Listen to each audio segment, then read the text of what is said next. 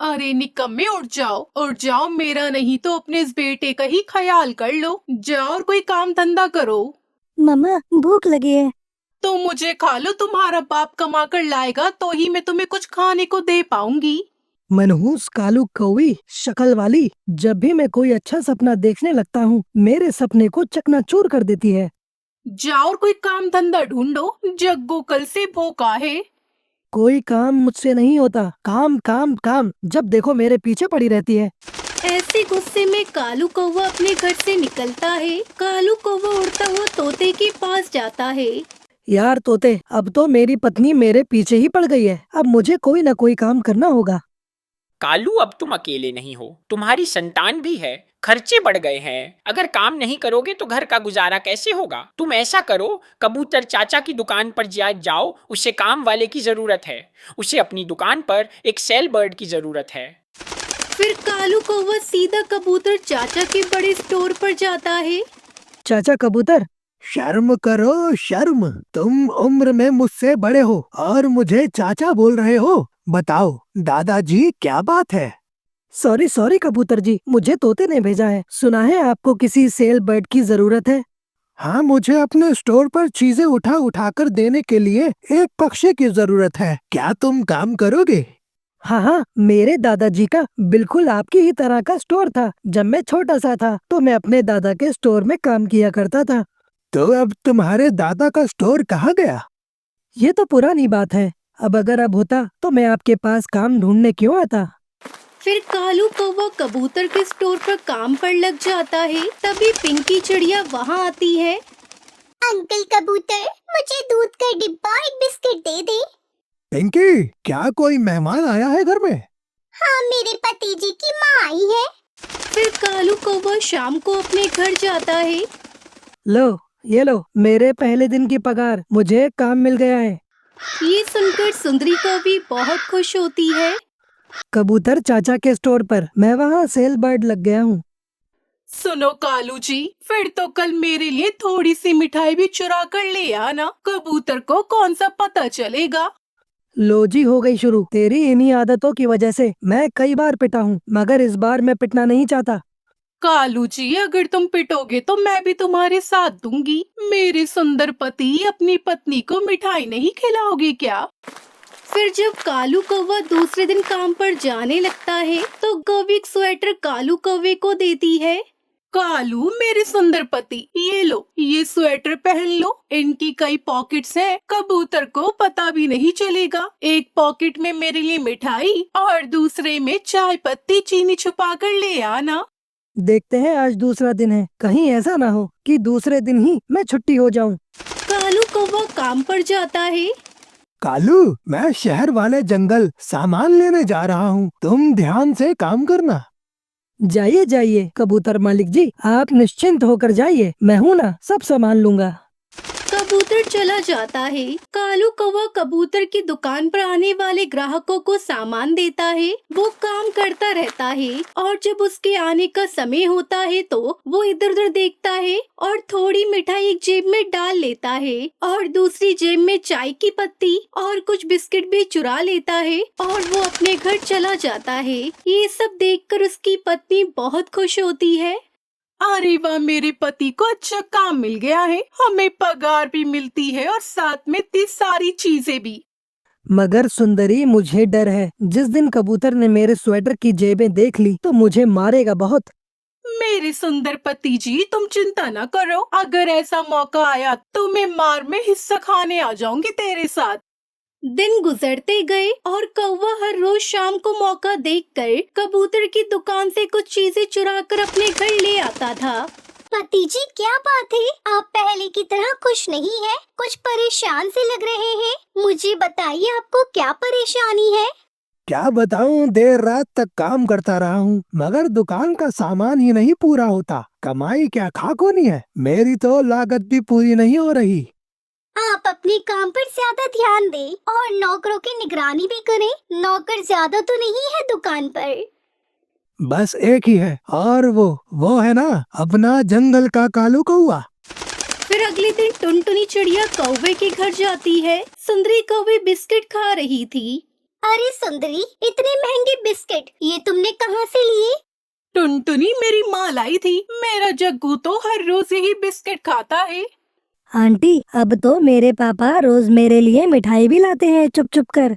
ये सब सुनकर टुनटुनी चिड़िया हैरान होते हुए वहाँ से चली जाती है। सुंदरी देखो तो, आज मैं तेरे लिए क्या लाया हूँ, फेयर एंड लवली क्रीम। मेरे कालू, मेरे सुंदर पति जी, अब तो मेरा रंग भी गोरा होगा। जरूर होगा। तुम बहुत अच्छे हो। मेरा कितना ख्याल रखते हो मेरे सुंदर पति। अगर ऐसे ही मैं कबूतर के यहाँ नौकरी करता रहा तो एक दिन हमारा भी बड़ा स्टोर होगा और कबूतर धक्के खाता फिरेगा। पति जी, मेरे सुंदर पति जी, ऐसे ही मेहनत के साथ चोरियां करते रहना, फिर तो एक ना एक दिन हम जरूर कामयाब हो जाएंगे।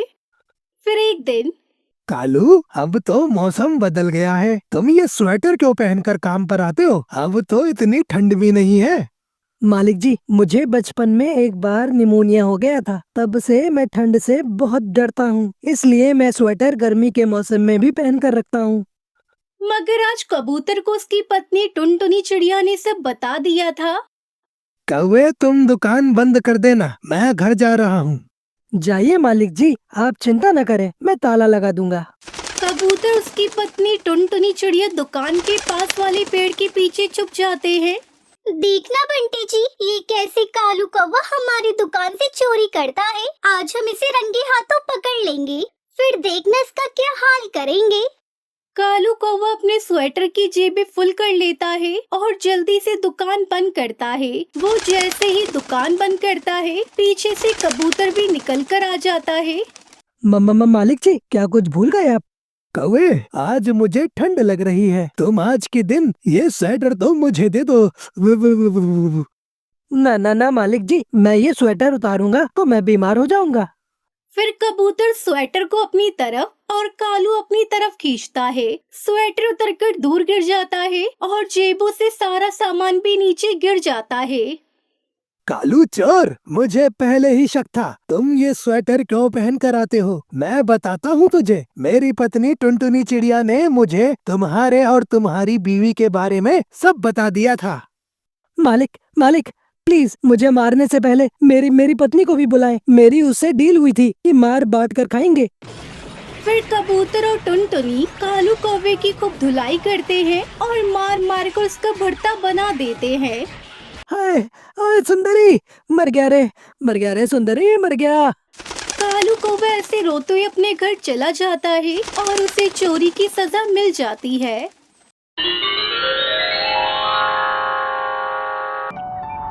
कालू कौवा जंगल के बाजार में अंडे बेचने का काम किया करता था।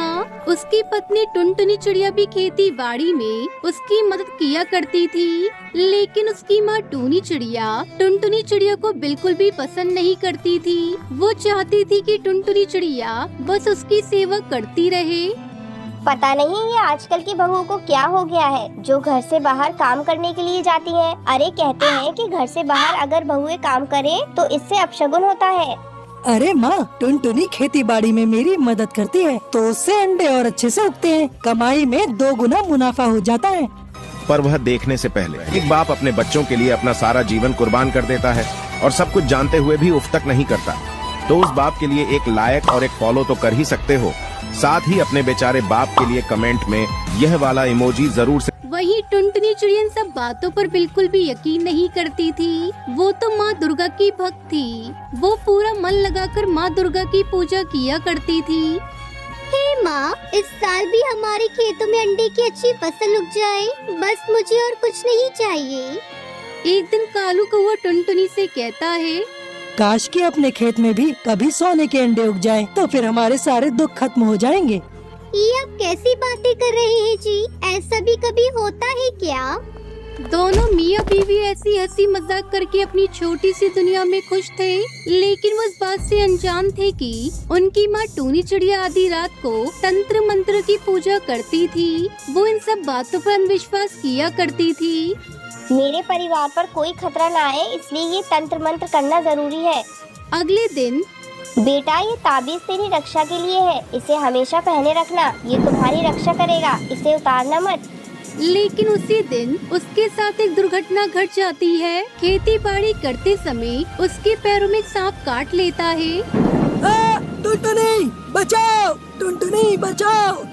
कालू की आवाज सुनकर टुनटुनी उड़ती हुई उसके पास आती है, लेकिन तब तक बहुत देर हो चुकी थी और कालू हमेशा के लिए गहरी नींद में सो चुका था। टुनटुनी चिड़िया फूट फूट कर रोने लगती है। कालू कोई के मरते ही टूनी चिड़िया टुनटुनी चिड़िया के ऊपर अत्याचार शुरू कर देती है। ये सब तेरी वजह से हुआ है मनुष्य। मैंने तुझे पहले ही कहा था कि अगर बहुएं बाहर काम करने जाएंगी तो अपशगुन होगा। आज तेरी वजह से बेटा मुझे छोड़कर चला गया। तू ही हत्यारन है मेरे बेटे की। ये कहकर टूनी चिड़िया टुनटुनी चिड़िया को डंडे से पीटने लगती है। मार खाती हुई टुनटुनी जोर जोर से रो रही होती है। इसके बाद टूनी चिड़िया उसे घोंसले से निकाल देती है। जा निकल जा मेरे घोंसले से। कलमुही, तेरा अब इस घोंसले से कोई नाता नहीं है। टुनटुनी चिड़िया चुपचाप उस घोंसले से निकल जाती है और जाते हुए अपने साथ दुर्गा माँ की मूर्ति ले जाती है। रास्ते में इधर उधर भटकते हुए वो रोती रहती है। चलते चलते अचानक उसे चक्कर आने लगते हैं और वो थक हार कर एक पेड़ के नीचे बैठ जाती है।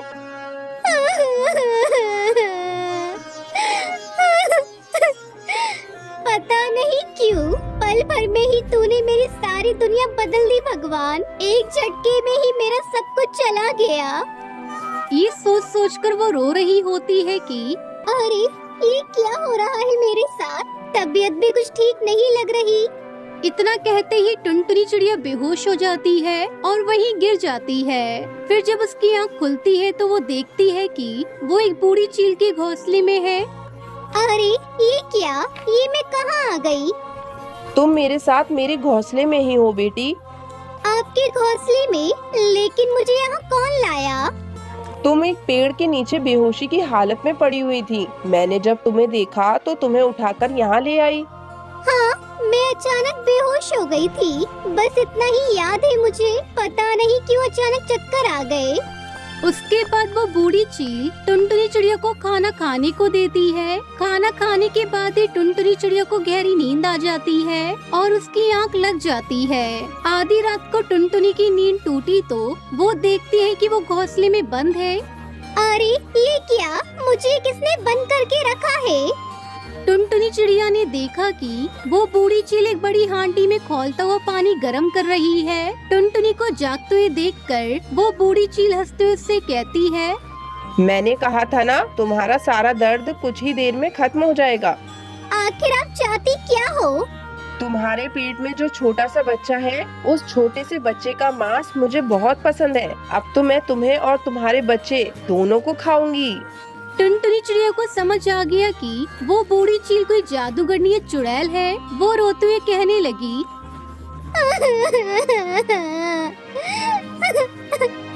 नहीं, मुझे छोड़ दीजिए। मेरे इस बच्चे के खातिर ही मुझे छोड़ दीजिए।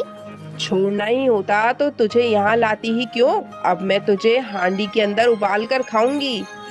इतना कहते ही टुनटुनी के पास दुर्गा माँ की मूर्ति थी। उसने उस मूर्ति से बूढ़ी चील के सर पर वार किया, जिससे उस बूढ़ी चील के सर पर चोट लग गई और वो जमीन पर गिर पड़ी। इतने में टुनटुनी को वहाँ से उड़ने का मौका मिल गया और उड़ते उड़ते बहुत दूर चली गई।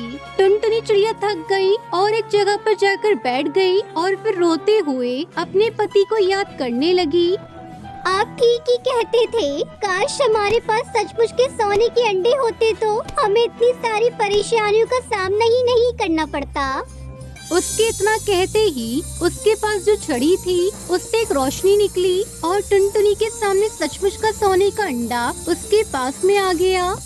अरे ये क्या, ये तो सचमुच के सोने का अंडा है। ओह, इसका मतलब ये छड़ी जादुई छड़ी है। अब तो मैं इससे ढेर सारे सोने के अंडे ले पाऊंगी। और साथ ही करके आगे बने बगीचे में अंडे की खेती करने लगी और अपनी बेटी के साथ खुशी खुशी रहने लगती है। सुंदर सुंदरवन जंगल की मुखिया टूनी चिड़िया अपनी बेटी टुनटुनी चिड़िया से बहुत परेशान रहती थी। टुनटुनी चिड़िया अपनी माँ के साथ किसी भी काम में हाथ नहीं बटाती थी, बस सारा दिन इधर उधर दोस्तों के साथ घूमते रहना और खाली समय मिले तो सोते रहना। टूनी चिड़िया को इसी बात की चिंता रहती थी कि टुनटुनी चिड़िया पर कभी जंगल को संभालने की जिम्मेदारी आई तो वो कैसे उस जिम्मेदारी को संभाल पाएगी। इसलिए एक दिन, टुनटुनी तू कब तक इस तरह घूमती रहेगी? तेरी उम्र की चिड़ियाएं शहर के जंगल जाकर पढ़ाई लिखाई कर रही हैं या फिर अपने पिता के साथ जंगल की पंचायतों में बैठी है। पर तुझे मैं कह कहकर थक गई हूँ, तू भी कुछ काम कर लिया कर। पर तेरे तो कान में जू तक नहीं रेंगती। मैंने फैसला किया है, अब तुम जंगल में तभी आओगी जब कुछ काम धंधा सीख जाओगी।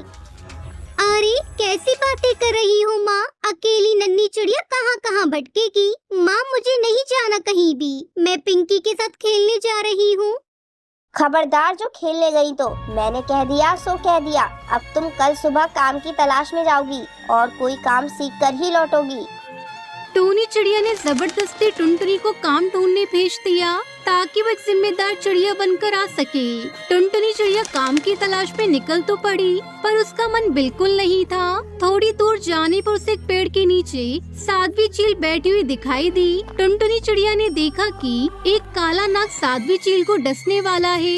टुनटुनी ने कुछ भी देरी न करते हुए झट से सांप को उठाया और एक और फेंक दिया। शोर से साध्वी चील की तपस्या टूट गई। उन्होंने नाग को जंगल की तरफ भागते देखा। धन्यवाद बेटी, तुमने आज मेरी जान बचा ली। आओ मेरी कुटिया में चलो, वहाँ चलकर बात करते हैं। साध्वी जी, आपकी कुटिया तो बहुत सुंदर है, ये तो लकड़ी से बनी हुई है। बेटा, ये लकड़ी की कुटिया मैंने खुद बनाई है। लकड़ी को जोड़ जोड़ कर बहुत मेहनत से मैंने इसे तैयार किया है। साध्वी जी, क्या मैं कुछ दिन यहाँ आपके पास रह सकती हूँ? हाँ हाँ बेटी, बिल्कुल रह सकती हो। टुनटुनी चिड़िया साध्वी चील के साथ ही रहने लगी और उनकी बहुत सेवा करने लगी। वहाँ पर टुनटुनी चिड़िया ने लकड़ी से घोंसले बनाना सीखा। एक दिन साध्वी टुनटुनी से बोली, टुनटुनी बेटी, मुझे यहाँ से दूसरे जंगल जाना है। अब तुम्हारा भी अपने जंगल लौटने का निश्चित समय आ गया है। पर साध्वी चील, मुझे तो मेरी माँ ने कहा था जब तक मैं कोई काम नहीं ढूंढ लेती तब तक मैं घोंसले में वापस नहीं जा सकती। काम तो तुमने सीख लिया बेटी, तुमने लकड़ी के घर बनाना सीखा है, वो भी बहुत मेहनत का काम है। अब तुम अपने जंगल जाना और वहाँ पर तुम जल्दी ही लकड़ी के घर बनाना शुरू कर देना। बस ये तुम्हारा काम है। एक दिन ये लकड़ी के घर तुम्हारे बहुत काम आएंगे। टुनटुनी चिड़िया साध्वी से विदा लेकर वापस जंगल पहुंच जाती है और अगले दिन लकड़ी और बांस मंगवाकर पूरे जंगल में लकड़ी के घर बनाना शुरू कर देती है। पता नहीं इस चिड़िया को मैंने काम धंधा ढूंढने भेजा था, पर ये तो लकड़ी के घर बनाने में लग गई है। देखने में घर कितने सुंदर और मजबूत है, पर ये घर किस काम के? यहाँ कौन रहेगा? है जंगल में सबके अपने अपने घोंसले बने हुए हैं और ये फिजूल की मेहनत कर रही है। टुनटुनी चिड़िया कुछ ही दिनों में पूरे जंगल में जगह जगह लकड़ी के घर बना लेती है। मानसून आ चुका था और सुंदरवन जंगल में कई दिनों से मूसलाधार बारिश हो रही थी। एक शाम पानी का बहाव तेज हो गया, जिससे सुंदरवन जंगल के पास वाली नदी में पानी का स्तर ऊपर तक आ गया, जिस वजह से सुंदरवन जंगल के पक्षी हाहाकार मचाने लगे। तभी उन्हें जंगल में बने लकड़ी के घर दिखाई दिए, जो काफी ऊंचे बने हुए थे और उनके घरों की छत तक बाढ़ का पानी नहीं आया था। पूरे जंगल के पक्षी बाढ़ से बचने के लिए टुनटुनी के द्वारा बनाए गए लकड़ी के घर में पहुँचे। टूनी चिड़िया भी अपनी बेटी टुनटुनी के साथ उसी लकड़ी के घर में पहुँचती है। माँ, मुझे साध्वी ने बोला था कि वक्त आने पर लकड़ी के घर बहुत काम आएंगे और आज हमारा पूरा जंगल बाढ़ की चपेट में आ गया है, पर ये बांस और लकड़ी के बने घर नहीं डूबे। हाँ टुनटुनी बेटी, तूने तो सचमुच अपने जंगल के पक्षियों के लिए जो किया है वो मैं भी नहीं कर सकती। मुझे तुझ पर गर्व है मेरी बच्ची। कई दिनों तक जंगल के पक्षी आराम से लकड़ी के बने घर में रहते हैं। फिर सब कुछ ठीक हो गया। पक्षियों ने टुनटुनी चिड़िया की बहुत तारीफ की। टूनी जी, आपका बेटा तो बहुत होनहार है। ये लकड़ी के घर बनाकर उसने सचमुच जंगल को सुरक्षित कर दिया। भला हो साध्वी चील का, जिन्होंने मेरी बच्ची टूनी को इतनी मेहनती बनाने में मदद की। आप सही कह रही हो माँ। अब टुनटुनी चिड़िया के द्वारा बनाए गए लकड़ी के घर दूर दूर तक मशहूर हो गए। बहुत से जंगल के मुखिया अपने जंगल में लकड़ी के घर बनवाने लगे। अब टूनी चिड़िया अपनी बेटी टुनटुनी चिड़िया से बहुत खुश थी। वो फिर खुशी खुशी अपनी बेटी के साथ रहने लगती है।